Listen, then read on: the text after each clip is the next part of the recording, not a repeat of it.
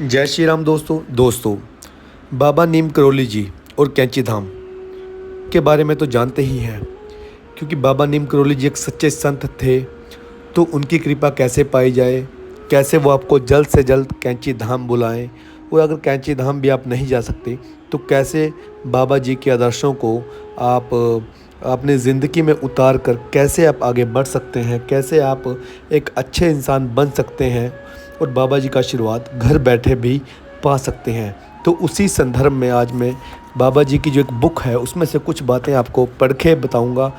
नीम करोली के बाबा बद्रीनाथ कपूर जी और परीक्षित कुमार चोपड़ा जी की ये बुक है।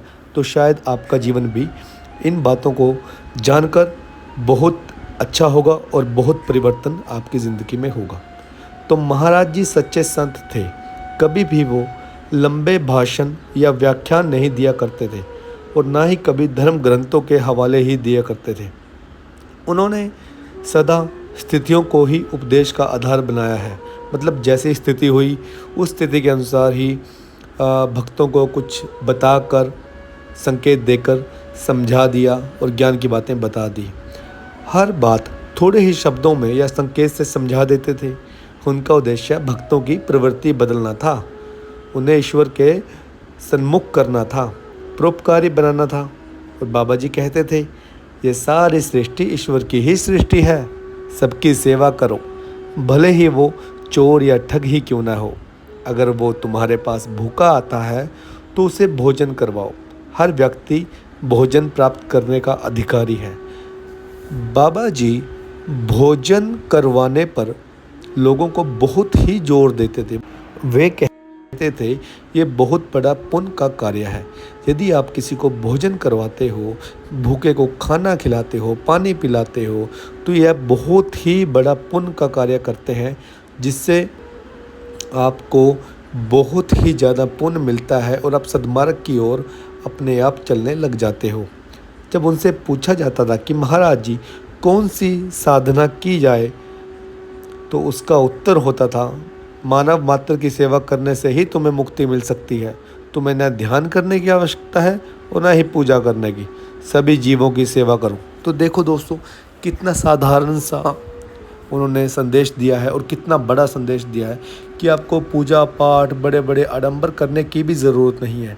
बस आप अपने पास वाले या जो भी आपको मिले उनकी सेवा करते रहो, आपको भगवान की प्राप्ति हो जाएगी। एक बार किसी भक्त ने पूछा कि महाराज जी भगवान को कैसे जाना जाए। उन्होंने उत्तर दिया था, गरीबों की सेवा करो। और जब उनसे ये पूछा गया कि गरीब कौन है, तो उन्होंने उत्तर दिया, अरे प्रभु के सामने सभी गरीब हैं। कई भक्तों को शराब पीने, सिगरेट पीने, मांस खाने आदि की आदत होती थी। महाराज जी ने उन्हें कभी मना नहीं किया।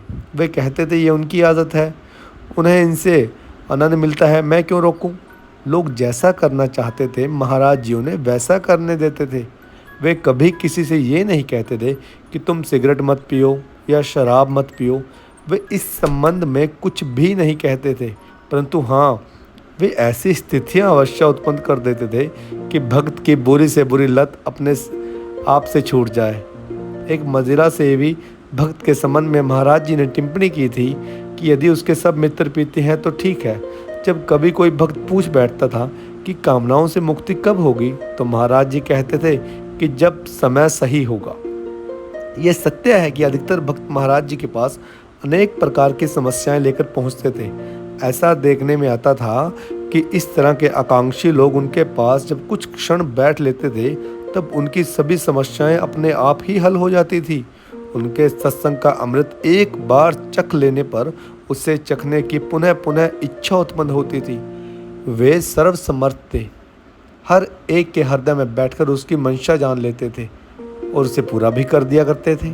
पानी को दूध या पेट्रोल में बदल देते थे, स्थितियों या उनके परिणामों को क्षण भर में बदल देते थे। परंतु महाराज जी ये भी कहते थे, ईश्वर ही सब कुछ करता है, मैं कुछ नहीं कर सकता। महाराज जी के संबंध में एक बात ध्यान रखने की है कि वे सदा आडंबर प्रिय लोगों से दूर ही रहते थे, उनसे मिलते नहीं थे या उनसे किनारा कर जाते थे। भीड़ भाड़ या समारोहों से भी दूर ही रहा करते थे। सच्चे संतों की तरह आत्म प्रचार से भी कोसों दूर ही रहा करते थे। तो ऐसे थे मेरे महाराज जी, और मैं कहूँगा कि ऐसे हैं मेरे महाराज जी, क्योंकि महाराज जी आज भी हमारे बीच में हैं, वो आज भी कहीं नहीं गए हैं। जो भी सच्चे मन से जहाँ भी महाराज जी को याद करता है, महाराज जी उनको वहीं दर्शन ज़रूर देते हैं। तो महाराज जी के कुछ अमृत वचन है, जैसे गुरु को अपने शिष्य की हर बात की जानकारी होनी चाहिए। गुरु कभी अपने भक्त को त्यागता नहीं। गुरु अविनाशी है, अमर है, मृत्यु और जरा से परे होता है। यदि लगन अच्छी गहरी हो तो गुरु स्वयं खींचा चला आता है।